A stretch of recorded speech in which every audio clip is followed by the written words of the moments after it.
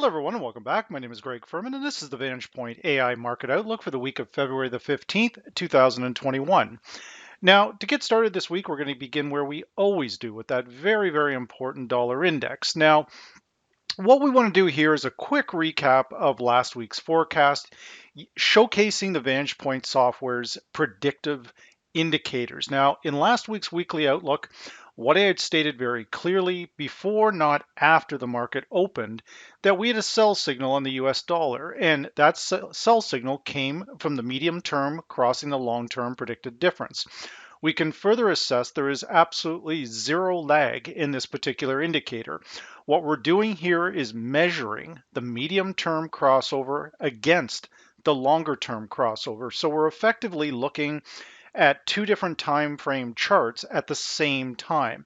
The conventional blue line crossing the black line is certainly a very effective strategy, but in my respectful opinion, this is a fantastic contrarian indicator or a trending indicator depending on how you're using it. Now, the neural index has been in complete agreement here this entire past week, as predicted in last week's weekly outlook. However, we also have to make the determination now, is this an actual complete trend reversal on the dollar or is it corrective in nature? My argument has been that it is likely corrective in nature. We can see that our predicted RSI is flattening out and starting to actually turn back to the upside. What we would look here for a trigger is for the dollar to come down a little bit lower, but you can also visually see using the verified support zone here that we've got support building.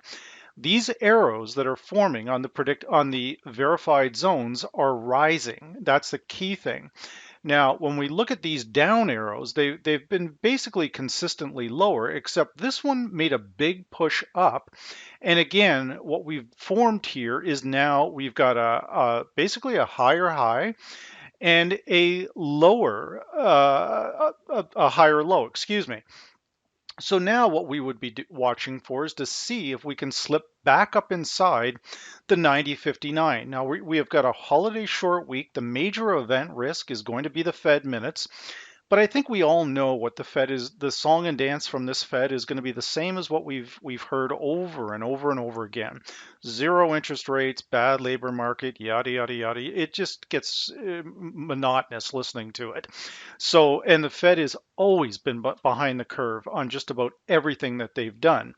Now, we also use the Vantage Point long predicted here. The blue line by itself, again, zero lag type trading. When we look at the market, we're looking for the market to close above 90.54. That will trigger that this was nothing more than a corrective move, and we're getting ready to move back to the upside. Now we here constantly are bombarded with different websites and so-called gurus and analysts that are saying all these different things. But we have to look a little bit past that, guys. If we look at this line, black line I've drawn down here, that is the yearly opening price. That is a very powerful tool to use in the early part of any calendar year, and it's very important to use that at the end of the calendar year. Right now, as long as we're holding above the 89.85 mark, then the dollar still is indisputably bullish on the year. That's how we would assess this. If it's above its yearly opening price, then how could it be bearish? Because essentially, if you bought the dollar index or sold the dollar index at the beginning of the year, if you sold it, you've consistently lost money the entire year. If you bought it, however, then maybe you're not making a lot of money, but you are making money on the year. So if we close below that level for 2 days in a row, then that would be of interest to me. That would tell me that we are going into a trend reversal. I believe it's too early to tell, and we just mainly need to identify these key levels. And when doing that, we can trade off that. Now, one of the main factors that I use to gauge this, to gauge the strength of the dollar, is of course gold contracts. So when we look at the VantagePoint software this past week, it's the same thing. Gold moved up, but it's basically, at least as of now, has confirmed that this is merely a corrective move. You can see that 3 days in a row, we were banging into this key Vantage Point T-cross long. And then ultimately we broke away from the predicted moving average and down we go again. The yearly opening price here on gold, I can attach it to my screen, put it up here. It's at about 1904. The gold has never been bullish on the year here, guys. It basically sold off in the early part of January, and it has not been able to get up above this. People often ask me, am I a gold buyer? My answer is absolutely not. I sell on any rallies, and I have buy limit orders sitting ready to go above 1904, the yearly opening price. Even if we get above the T-cross long on Vantage Point, we still must get over multiple verified resistance zones, and we have to get over that yearly opening price. So potentially very unlikely. But again, when we see this corrective move a week ago in last week's weekly outlook, it shows the predictive nature of using intermarket correlation. It told us that gold was going to go higher, but it didn't say a trend reversal. It told us the dollar was going lower, but not a trend reversal there either. So it's still a piece of it's a work in progress. Let's just say that. So until gold can get above 1845 and stay above this level, then clearly there is a very bearish tone to this. Now, when we look at the S&P 500, once again, it continues to climb higher. My concern is that we have a signal right there, our medium term crossing our long term predicted difference. We witnessed firsthand how powerful that indicator is in last week's presentation, and then looking at the outcome from this particular week, as again, this is an outlook, not a recap of something that's already happened. We're talking about what to do in the next trading week based around the VP indicators. So right now, that's a little concerning. If I see my neural index go from green to red, we may have a short here, guys. These equities are way overpriced in my opinion, but still, I will openly admit I am very cautious whenever I short this thing because mainly of the Fed interfering in things. But for now, we'll continue to monitor it. But that particular signal is very, very seldomly wrong. And again, where it can struggle at times is with the S&P 500, only because of the Fed and everybody else interfering in these equity markets. Now, our key vantage point level, 38.48, I believe that we may very well come down and test that level at the beginning of the week. But remember, we're in a holiday short week. We've got the Fed minutes on Wednesday, so just be very cautious in Tuesday trade this week. Monday will be pretty much flat with the US and Canadian markets closed. I think there's a holiday in Japan too. So just keep that in mind here. But again, if we click on our F8, the easy way to tell when this is reversing is we will see a breakdown below this level. 38.97. If we break down below that level and we close below that level, we're likely going to start a corrective move that could be much deeper. Now, if that does come to fruition, then I can all but guarantee you that oil is going to follow. We have the medium term crossing the long term predicted difference, but oil is just getting dragged up with the S&P. Now, it can only do that for so long, but just remember that if the sell signal comes to fruition on the S&P 500, it will be an easy sell. Not that trading's ever easy, but it will be an easier sell on oil up at these very, very lofty levels. Now, when we look at Bitcoin, once again, Bitcoin, the endorsement from Elon Musk, we've got more chatter. I believe it's JP Morgan Chase that's talking about investing 150 billion, something along that line. I haven't read the whole article yet, but more and more people are piling into Bitcoin here, and more central banks are calling it a bubble. I'm not in that camp because, again, I've done my homework. The people that are calling it a bubble probably haven't looked at Bitcoin or the digital currency sector over the last 10 years. Bitcoin doubling every year for the last 10 years. That alone tells me how bullish this thing actually is. Now, can it go to 140,000? Maybe. My forecast for the year is already complete. I forecasted when it was at 20,000 that we were going to go to 40,000 this year. I think we've come there way too fast personally, but again, people are now They're not listening to the to Wall Street. They're going in and buying this thing based around its performance over the last 5, 10 years. So again, I think that Bitcoin is going to continue to move higher, but again, be careful on dollar strength. We know that the dollar strengthens towards the end of the month, but if we look at the longer term charts, on the dollar. It was last year. It was around the 17th or 18th of February, where the dollar mysteriously turned back up again. So if that does come to fruition, it's very difficult to call this one because you've got two big players here, Bitcoin now and the U.S. dollar. And the dollar index and Bitcoin are going up at the same time. Seems like it's an impossibility, but in actual fact, it has happened multiple times in 2021. So I'll continue to monitor both of them. But for now, Bitcoin appears to still be showing signs of further gains. Now, with the euro, we've again had a corrective move, what appears to be a corrective move higher on the euro. Once again, the medium term crossing the long term predicted difference. This was forecasted last Saturday before the market even opened. So again, nothing is 100%. That's true, but the Vantage Point continues to promote a solid 80-85% accuracy. Now, that depends on which indicators you're using, which markets you're using, but for the most part, that accuracy remains extremely high. Now, we can assess here that it's been a very slow week in the markets. The euro stalling out here. You can see you've got a double top maybe here. I don't like to use double tops, just to be clear. You've got, so I use the term resistance. You have resistance here, and we're stalling.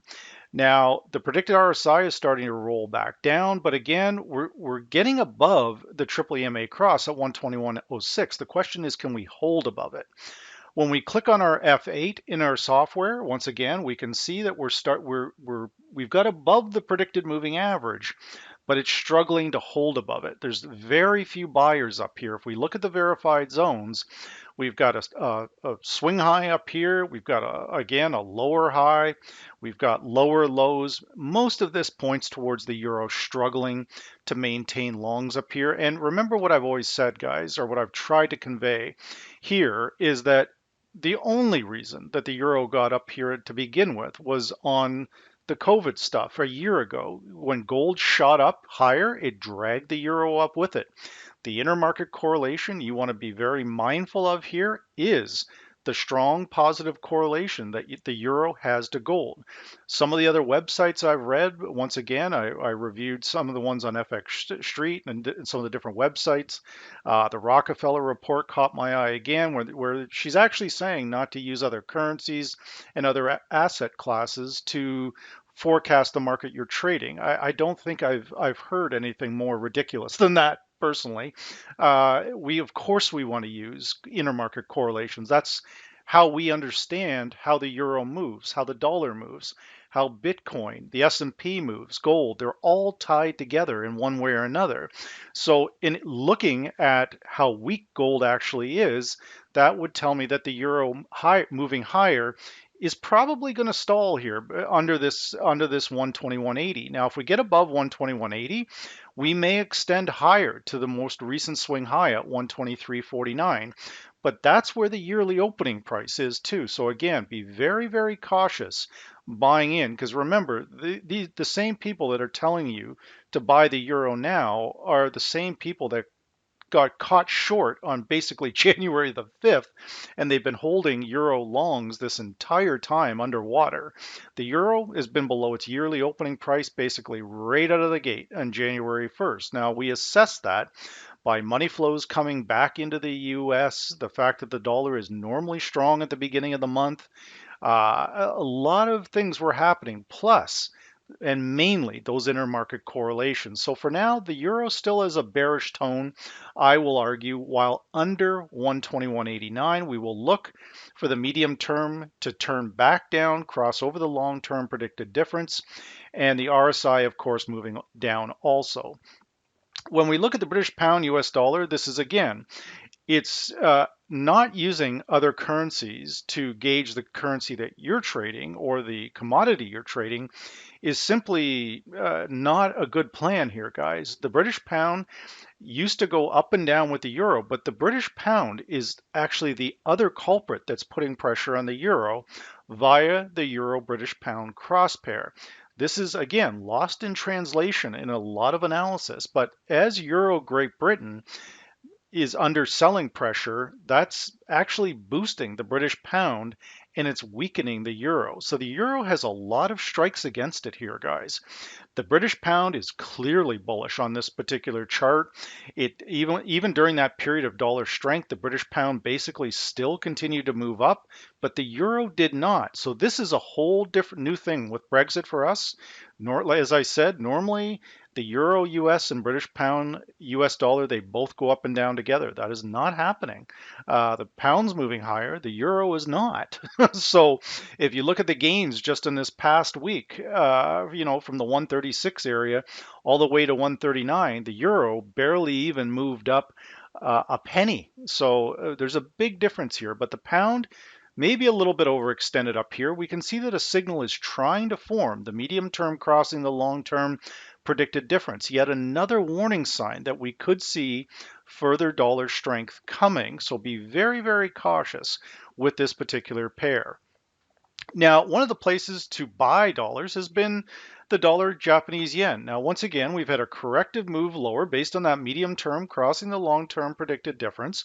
But we can also further assess that the dollar is unable to break down below this main vantage point pivot area, the T cross long, 104.56. It's held the line the entire week. Even with my own direct clients, I've had them buying off this particular level and saying, look, if we get through here, that's fine. But right now, after a 2-day failure, now you can see the dollar yen starts to accelerate. So 104.56 remains a strong support level for us. Our neural index is turned from red to green. Our MACD is up. The RSI is coming out of that 40 area. We've closed the week at 53.6.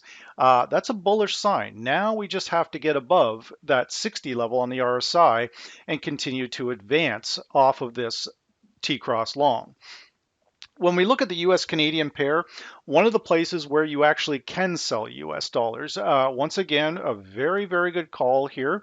We're continuing to push lower, but you can see that this verified zone here, this low around 126.85 is a real tough spot for this particular pair. We don't have a lot of sellers down here. Now, our medium term crossing our long-term predicted difference has not occurred yet, but you can see that it's trying to cross back to the upside. That's again a warning sign of a potential long trade. Once again, with US Canada, we've got our yearly opening price that is pretty much intersecting.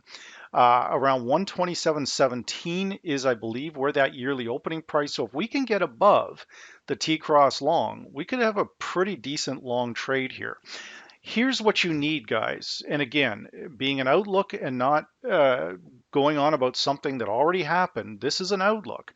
So what you need to monitor in order to take a long trade is if the S&P 500 and oil move lower, US Canada will move aggressively higher very, very quickly.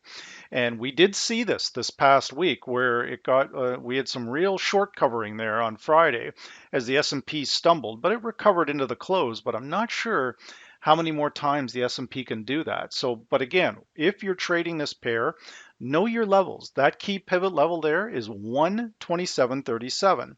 When we click on our F8 on our software, we use the predicted moving average by itself. That long predicted, however, is 127.15. That is approximately the yearly opening price. So if we clear this level, and one of the ways that I often play this with the VantagePoint software, I will simply put limit orders above 127.15 and above 127.40. And many, many times what's happened is they've both hit. So the one came on and then the secondary order came on as the trend shifted. So if that medium term crossing the long-term predicted difference crosses back to the upside, then we're going to have a pretty good long trade, probably back up into this 128, 129 level. So watch that one very closely and don't be afraid to straddle this blue line. It's a very effective way to trade. Now, Aussie US and New Zealand US, both basically the same as US Canada, only inverse. US Canada goes down, Aussie US, New Zealand US, they go up. Right now, the Aussie US is coming into some very stiff resistance, and this is resistance from this calendar year. The Aussie US is slightly above its yearly opening price here, guys, but not by much, about 60 pips. I believe the yearly opening price on this one is around the 77 mark. So once again, the Aussie will fall if the S&P 500 corrects lower. The Aussie will take the brunt of that. So will the Kiwi. But right now, you can see these verified zones. Our medium term is nowhere near crossing our long-term predicted difference, but you can see it starting to flatten out. Our predicted RSI is at 84. It's overbought, but it could still extend a little bit higher. But the neural index is still green. Once we get a red signal from the neural index and we start getting this pink line turning down, that will be the trigger for us to go short. But if we hold above 77, longs will still be in play. Once again, an easy trick you can do with your VantagePoint software is identify these pivot areas. T-cross long, 76.98. We click on our F8 and you can see every single day, once we're going down, then we cross above the blue line, then every day we're in contact with this blue line for a long trade. So once again here, guys, I think you know what I'm going to say next. If you put a straddle just below the 77 mark, a limit order, a sell stop limit order, then the second it breaks underneath this level, you can actually take it, and that's 77.26. So you could put that right around. You can sell up into the VantagePoint predicted high if you wish, or you could say, okay, I believe that the S&P is going to go lower and the dollar is going to strengthen, so I'm going to put a limit order below this area, and then bang, it just hits it and away you go. The same exact thing would apply to New Zealand here, guys. When we look at the New Zealand, it's really struggling along here, and that signal is already starting in progress. So like last week, we saw the same signal on a number of different Forex pairs to buy it. The Aussie US, the New Zealand US, USCAD short, dollar yen, Euro US long, US Swiss franc, all these pairs that I went through, that all came to fruition. But right now, I have two groups of trades that I'll share with you guys. I've got my dollar short trades, and that's buying Aussie, New Zealand, CAD, and the British pound. Then I've got my dollar long trades where I would be buying the dollar against the euro. I would be buying the dollar against the yen, the Swiss franc. These are, and maybe a little bit on the CAD side because Canadian dollar is tied to the US economy.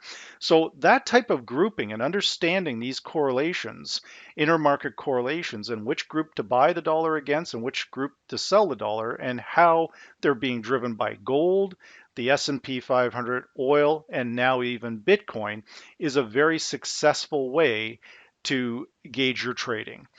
So with that said, this is the VantagePoint AI Market Outlook for the week of February the 15th, 2020.